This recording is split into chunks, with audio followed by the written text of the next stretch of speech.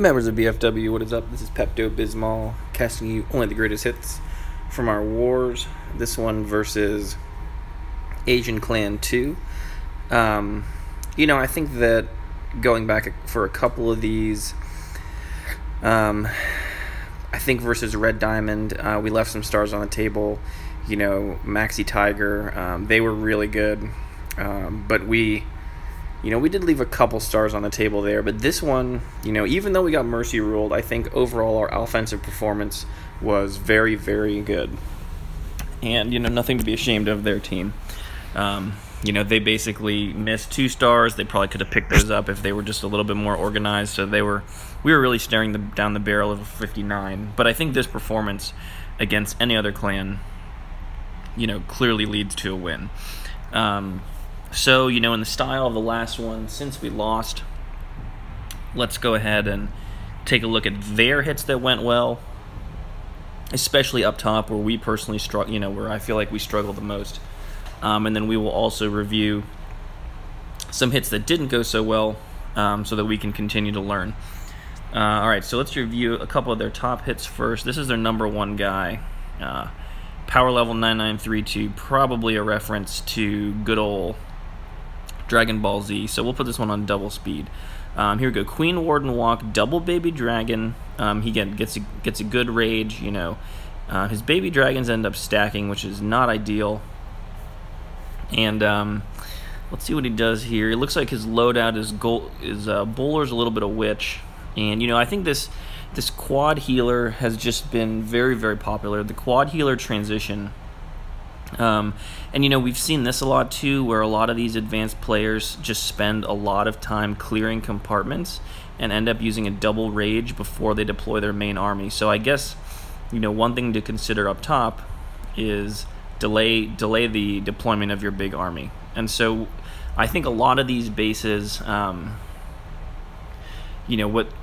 what you see defensively is that they try to trap your Queen Warden Walk. Like, they'll have very hard counters. So if they see that they always get Queen Warden to walk from a specific spot, then they'll put more air defenses there. They'll put some more hard counters there.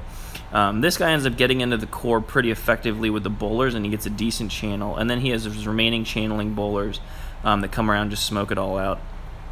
So, he ended up not needing that second jump.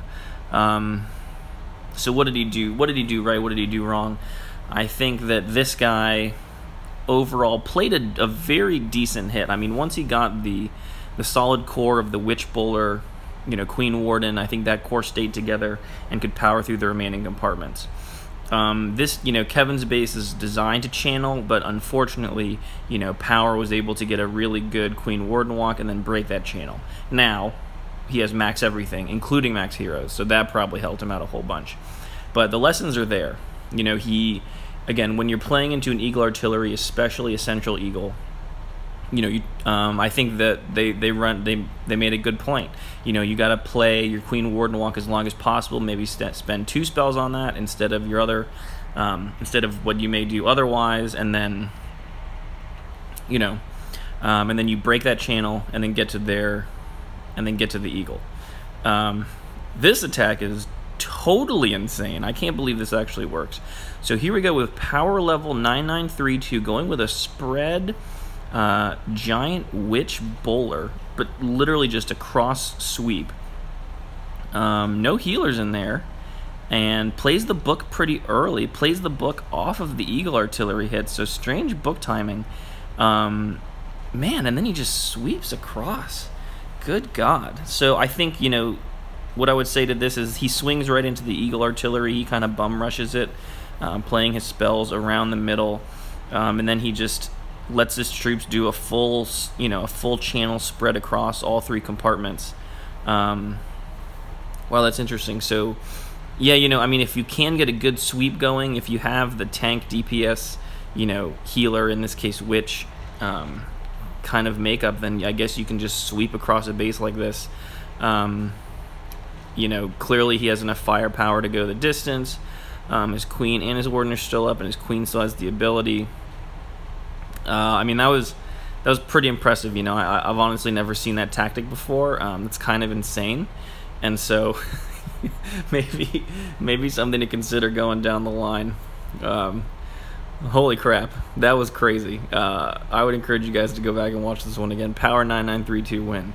Oh, and of course I forgot to say the words. Hail Lord Bear, hail the great leader. He is eternal, and let his will be done through the glory of BFW. Alright, so let's take a look at our top hits here. Zeke getting featured with a nice top hit. Let's see how Zeke pulls this one off. Alright, so we got Zeke going with the side golem, Witch, Queen Walk. I think pops his freeze a touch on the early side, especially since his queen... Ooh, double freeze there. I guess he's really babysitting the Queen Walk. But there we go, starts diving towards the core. That is great jump placement, because he saw his troops heading that direction, so actually playing the jump with the troops. Heal Rage going down as his bowlers enter the core. Gets very... Oh, yeah, they come back in, so he gets very, very good value off that Heal Rage. Again, his jump kind of driving that there. And I think it's the Witches. I think the Witches really make this attack. You know, we're seeing more and more that level 3 Witch, when they implemented it, it was slow to pick on, because I think that a lot of people weren't sure. Witches took a couple of series nerfs, but now I think they're back. And he's got a good Witch core, and those Skellies are basically going to completely pester the point defenses to the frustration of Power 9932 win. So Zeke coming away with a great pickup here against Channeled Infernos. So I think the Channeled Infernos, you know, really struggled. He had lots of tiny little troops, and, you know, once he got the Witch in there, it was a great play. So this is a very, very challenging hit in my opinion, but I think his Witch engine, you know, really sealed the deal. He didn't lose them. He kept them safe. Looks like he went 8 Witches, 12 bowlers. That's interesting. You know, I think that higher Witch counts are something that we should all be tinkering with, myself included, because, you know, what's the point of having a giant bowler stack if they all get sniped? You know, I think that if you get these Witches in there too, they add so much survivability to a bowler hit where, you know, it's pretty rough all around. Alright, so we had a great surge at the end. Let's take a look at a couple of these that didn't go so well, and we can kind of review. Oh, well, we got to feature Lord Bear. Lord Bear in this one. Maxing out his troops. Boom, boom, boom. Alright, so here we go. Lord Bear playing with the... Oh, this looks like he's going with an early Falcon. So, you know, I'm casting this one a little bit late, and we just saw Halby drop the Falcon hit. I don't know, maybe it was some YouTuber named Falcon, but basically it's this kind of golem bowler with a Valk kind of a thing, or it may just be Valk bowler. So here we go, Lord Bear playing with this Falcon hit, and, you know, you do see the mix of heal and rage. Again, I think at lower levels, for me, heals are just way too powerful, right? So a great spell selection there, huge fan of the spell selection. Ultimately is able to get into the core even though he has a small circling army, and then the bowlers just start going to town. Once you get those bowlers into the core, I mean, you get so much value. Bowler rage in the core, that's all value. How does he pick up this one as he comes around? Again, he's got the Valk circling. He is cranking it with that bowler. This one is going to be interesting. Does he have enough juice? Alright, so he's got the king, pops the king ability, couple compartments. He's got a good tank DPS setup going at 9 o'clock. I mean, sorry, 3 o'clock, and there we go. Yeah, so we see the Witch just creating value there in the corner, drawing off some mortar fire.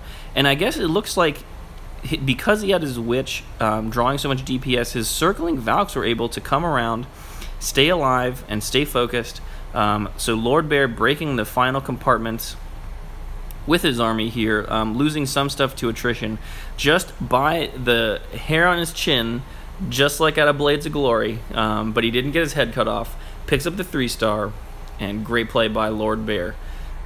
So great hit. Alright, so let's go take a look at a couple more down here. Ooh, Ragnar. Alright, nice. So Ragnar showing off some heat. Yeah, Ragnar going with the Zeke hit on this one. No Queen Walk. Alright, so Ragnar optioning for no Queen Walk, going with the golems instead. I think it's an elegant choice. To me, it actually is more difficult to do it this way because if you have the golems, you need their pathing to go well. But golems work with bowlers much better than they work with Valks, right? Because the bowlers have a tendency to stay behind them. Their move speed is fairly comparable. Whereas with Valks tend to run ahead of the bowlers, and then you end up with like two bowlers stuck in a or two golems stuck in a compartment, literally doing nothing for you, having tanked nothing. And so again, I think the golems work really well here with this kind of army comp, especially with witches. Again, witches stay in the back, they let the golem go first, they create meat shield, and so they pause when they spawn their skellies. So there's lots of opportunity for the defenses to reacquire the golems, especially with a witch hit. And so I think, I'm going to upgrade witches to a solid play. I think they had fallen out of favor with a lot of us. Certainly myself, but I'm sprinkling them back in a little bit more, and what we're seeing is that they just have so much power. Like look at this setup, right? He's got about 3 or 4 witches left, and only a couple tanks, but he's able to take out a bunch of boxes. I mean, he's able to clear like 2 or 3 remaining defensive boxes that he didn't have to account for. So I think all in all, a great play. Yeah, he ran out of time because he didn't have the DPS, but he was right there. And so Ragnar, I think, what would my advice be for that hit? I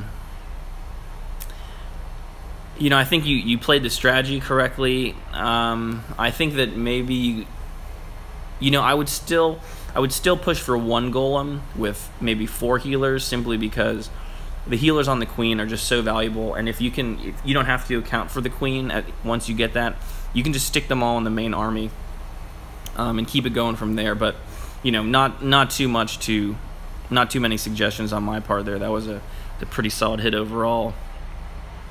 All right, let's look at Joe Pavo. Let's see what Joe Pavo's got here. No, it looks pretty standard. Let me pick out a couple more hits down here. Ragnar with a good one there. Oh yeah, that's when they surged on us and made things super sad. Okay, let's cast a couple of these low, below 50% hits. If I had to guess, this is going to be a giant bomb casualty, but let's see.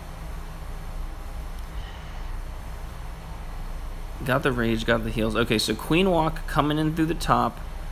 Looks like he's got his 4 healers there. Pretty good. I think I like this location on the Queen Walk. Oof. Okay, so definitely go spell first. Oh, and then he attacks from the bottom at the same time. All right. Well, I think that there's a lot of things that are challenging about this, and you got to make your life easier, Captain 2-Star. So, number 1, if you Queen Walk, you should attack with your troops, not from the other side of the map. So, like if you think of the map as a clock, you have 12 and 6 are opposites, 3 and 9 are opposites. So you Queen Walked from 12, and then you had your main force attack from 6. And the problem is, unless you're playing with a different device that I'm not aware of, it's just going to be incredibly challenging to keep track of your troops that way. And because you're just missing too much movement side to side. And so what most people recommend is that you attack with your queen, and then you kind of like move your troops in, probably about 20 or 30 degrees away from your queen. So if you're attacking exactly from 6 o'clock, maybe have your troops come in at like 7:30 or 8 o'clock, depending on where your queen pathing is going. Obviously it's hard to go in blind with a hog attack against any base, because again, you're very, very vulnerable to giant bombs. So kudos on that. I think that's always a bold play. I think hogs are more for like the scouted base. You can definitely, you can try to hog stuff. If you think that you got the nerves of steel, you got the reflexes, absolutely go for it. But overall, I would definitely urge some caution swinging in blind with hogs. And I would definitely urge caution, especially if you're playing on a phone, to watch the 12-6 attack or the 3-9 attack, because it just splits your attention too much. And as you've seen me do many times, my queen just gets wasted, and then because I missed a rage or I missed an ability. The other thing I would say is I would definitely pop your ability. I would save your ability as like your your escape card or your trump card. Like, play the rage first if you have time to babysit your queen, because again, it's harder to play, it takes more thought. But if you see your queen's life rapidly going down, then you can just pop the ability and you can almost guarantee that she's going to be safe. So yeah, I think just a couple minor tweaks there, but overall, again, just a very difficult combat situation that you are walking into. All right. Oh, so actually we had a pretty high 3-star rate. I mean, I think we overall had a very good war here. Let's get a little BK Williams action, because, oh, this is great. I do love casting these insane fights. So, you know, look at this guy's base, you know, ... I really don't know what his function is. He's probably just like a secondary account so they could fill out a 20v20 war. BK just going with some witches, some dragons, you know, a little loon heat. I think the name of the game is just save as much money as you can while you just wreck these bases. You know, see how few troops you can actually deploy. Looks like Loon Rage got the trick done, and that was pretty sick. So again, great job there, BK. Super funny hit. You know, playing right into it. Got the loons. You know, accounted for some weaknesses. Went right to it. All right, so I'll just cast some top ones because it looks like overall we did pretty well. Zero Grind showing it off. This is nice. This is nice. So Zero Grind really flexing his hog skills here. Let's see if I can tell if this base was scouted or not. So this is kind of these, you know, this is one of these weird like compartment bases that are kind of a channel, kind of not, and then they have their Inferno towers in weird places, like hoping that you can't get to them. So what I would just say is, don't be afraid. You know, stay focused, and you know, play your spells appropriately. And honestly, these are actually easier than other bases. All right, so here we go. We got his hog stack Roman, and then he comes in with his king. Yeah, I think that side king really did the trick. His spell placement, ooh, that was a great anticipation. So basically, with hogs, it all comes down to how well you play your healing spells, right? So if you play your healing spells well and you maximize their value, you can almost kill all of their defensive troops under the magical love of the healing spell. And that's pretty much what you see here from Zero Grind. You know, he had his Warden following them around. I think Warden Hog makes them very, very powerful.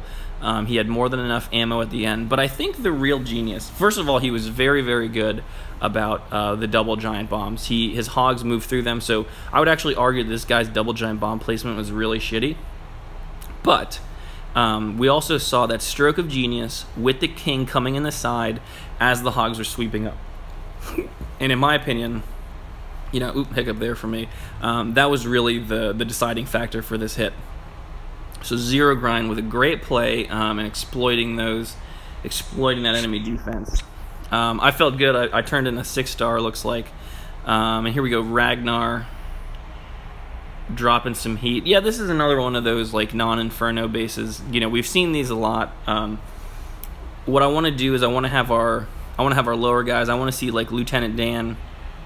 You know, I want to see definitely Ragnar and Joe Pavo easily get these things as we start to build, you know, towards our overall heat. So this base, you know, should be overall, you know, a pretty easy base for us. I think we have our skilled folks who can drop the Inferno towers, and then, you know, we just go for 2-star when we see an Eagle Artillery. I think if, you know, I personally, I still think it's going to be a luck of the draw kind of thing if we're able to 3-star an Inferno tower, or sorry, an Eagle Artillery base. So I think that's kind of where we can work our war. But overall, it should be a winning strategy. I mean, if we 3-star every single base with Inferno towers without Eagles, even regardless of walls, I think we're going to set ourselves up to be in a great position to win a bunch of wars. So I think the strengths of this attack for Ragnar, he's able to easily account for all the giant bombs, and that's pretty much the only danger to his hit. He has some great spells, he's very patient with his spells, and he goes with the Golem. You know, he's gotten very skilled at this kind of Golem Witch Bowler attack, where the Golem pathing is so good. Like, look, he's still got so much heat left on those Golems. And because of the, you know, the move speed of the troops, the point defense is retarget on the Golems pretty effectively, and so, you know, the core of his force is kept intact, only getting hit by AoE. Still got a bunch of bowlers, still got a bunch of witches, and I think if your witches stay up until the end, you're pretty much set. You know, he does eat a giant bomb there, but, you know, most of his witches are still alive because they had the Warden health bonus, and he's able to easily smoke through the rest of this base. So, you know, for these kinds of bases, especially if you're going in blind, you can always just exert your power either with miners or with witches and use your bowlers as DPS, keep them relatively protected. But again, great job, Ragnar. You know, you get a bunch of features this war. And, oh man, Zero Grind going to town. Oh, here we go. Crazy Thresh. Who knows if my advice helped him, but it seems like, oh, he's going with some crazy stuff. We'll have to see. I don't know how this one's going to turn out. This is a loadout that's very foreign to me. Mostly Valks. It looks like it's just a Valk Rager, plus an EQ. So, hasn't dropped his Quake yet. He's probably going to drop it at around the clan castle, around that quad. So again, Thresh, usually the benefit if you decide to go Quake, yeah, there you go, is you drop it straight up first. Like you pick your Quake spot and then you drop it at the very beginning of the battle. Again, you're basically trading maneuverability down the line for this kind of for extra spell slots. So, you know, you don't have to worry about it, but you do burn some extra spell slots there. So, okay, so Poison good. It's a great CC pull. He loses some healers to attrition from that air defense. But once the CC's down, Valks are coming in. So here's the main body of his attack. Ooh, that one could hurt him. That giant bomb slows him down a little, but then he gets really lucky on that pathing and that rage, and he's able to mitigate a lot of giant bomb damage just by troop movement alone. Some of his Valks circled, and then he's got this bowler force down low. Man, it's not. I can't believe we pulled this one out. This is a great one. So, you know, we see a lot of the skeletons set to air. I think that's what we should be doing overall. You know, just set your skellies to air. If they're coming with a massive ground force, you know, a couple skellies aren't going to stop them. But if you can catch a healer with the queen not protecting them, and you can drop some healers with your air skelly traps, I think that's always a big win. Oh, so Thresh ends up with tons of troops left over that are able to circle, and so he just kind of powers through. You know, again, Thresh, I would encourage you to include at least one heal, because I think you just get so much value. Obviously, Rage has a ton of value, but I think it's diminishing returns, right? You know, your third Rage versus... if you're using a third Rage instead of a heal, you know, then you may not have as many troops, whereas if you had the heal, then, you know, your troops would still be alive. So I think, you know, from a value perspective, that's generally what I would go with. But, you know, continue to build your army and make those upgrades so we can build for success. But, you know, I think this was a tough war, BFW, but I'm excited to see how this current one is shaping up. You know, the Asian clans are always buzzsaws, and they're probably the only ones still together at this size because they just keep winning, or they're so nasty. But good hunting out there. Let's see some more Falcon hits. Pepto out.